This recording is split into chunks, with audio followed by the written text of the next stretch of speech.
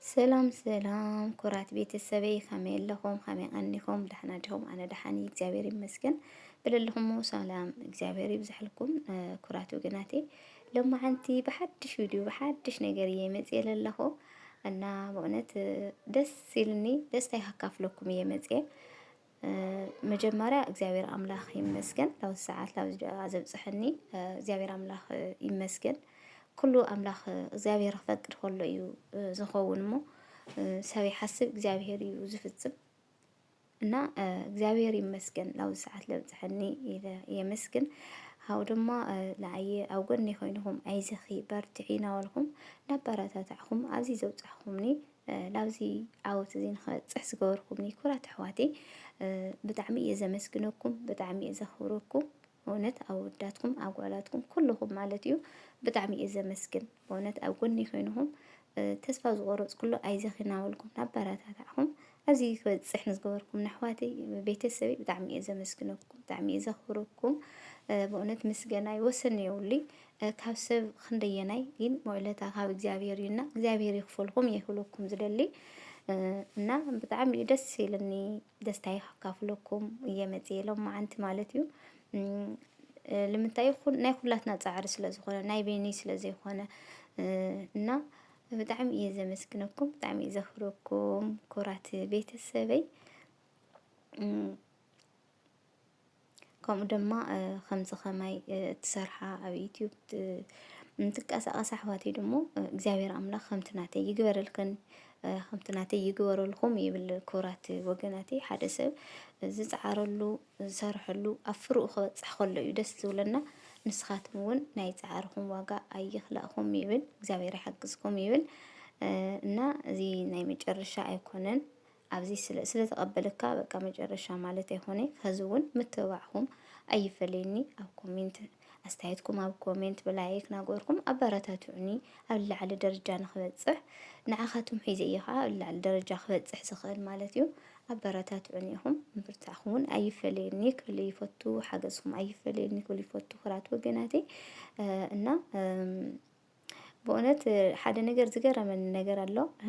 በእመቤታችን ዕለት እየተቀበልኒ ዩቲዩብ ማለት በጣም ይገርምና بعسرة حادي معلتي يوتيوب تقبلني مالتي بعسرة 4 ساعات يتقبلني تمسكن أبلاي قبل قبل مالتيو أيدون قويني نا بتعمي دس يلن مالتي لو ما أنتي دس تاي هكا لكم يمزيه خمسة أنا دس بين صات مدس خمسة لكم بعد مدة تسبعينا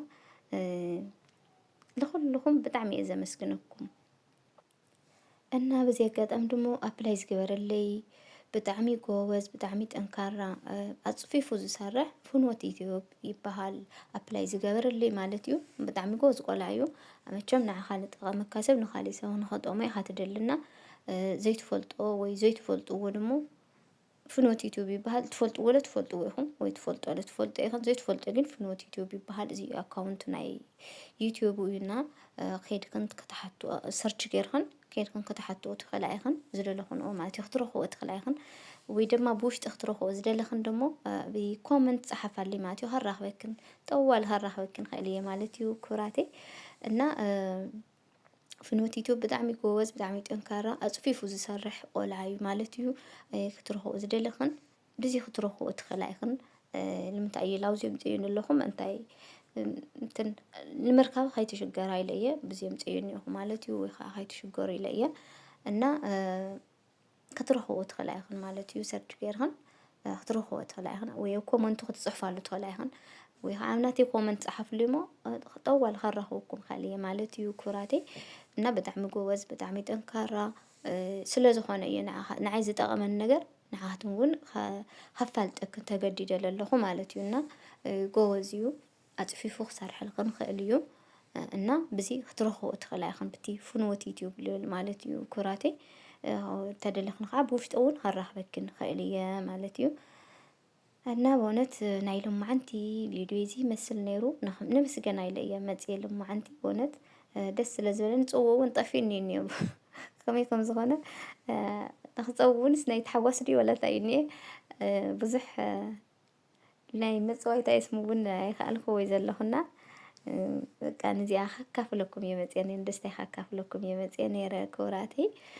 ከዚ እውን ምብርትታዕኹም ኣይፈለኒ ኩሉ ግዜ ኣብ ጎኒ ይኹኑ ንዓኻትም ሒዘ እየ ኣብ ላዕለ ደረጃ ንበፅሕና ምብርትታዕኹም ኣይፈለኒ እየ ክብል ዝደሊ ብድጋሚ ማለት እዩ እና ብጣዕሚ የኽብረለይ ናበልኹ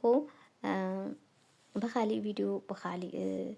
ብፅቡቅ ነገር ካብ ዝመፅእ ስሰናዩ ንዓኹም እናተመንኹ ባይ ባይ ክብለኩም እየ እዚኣ እና ክቡራተይ ብጣዕሚ እየ ዘመስግነኩም ቤተሰበይ ዘይኮንኩም ሳብስክራይብ ናገበርኩም ላይክ ናገበርኩም ቤተሰበይ ይኹኑ ቤተሰበይ ዝኾንኩም ድማ ኣስተያየትኩም